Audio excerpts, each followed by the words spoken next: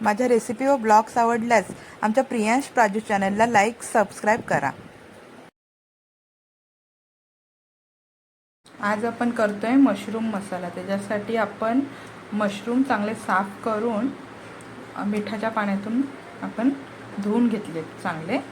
आणि आपण आता हा कांदा आहे जो फ्राय करून घेतला आहे, त्याच्यामध्ये कोथिंबीर, पुदिना जरासा आणि मिरची टाकली आहे। तर हे आपण वाटून घेऊया।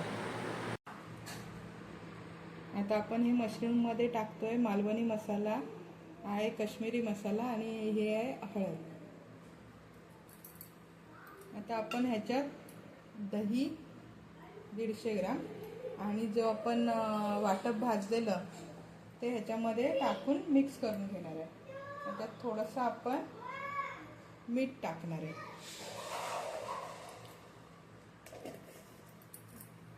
आता हे आपण सगळं मिक्स करून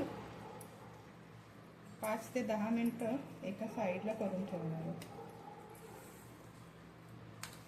असं आपण सगळं मॅरिनेट करून घेऊया।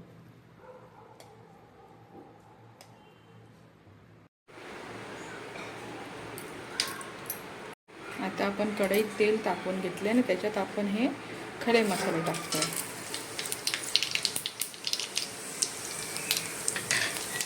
त्याच्यात आपण टाकतोय आलं लसूणची पेस्ट।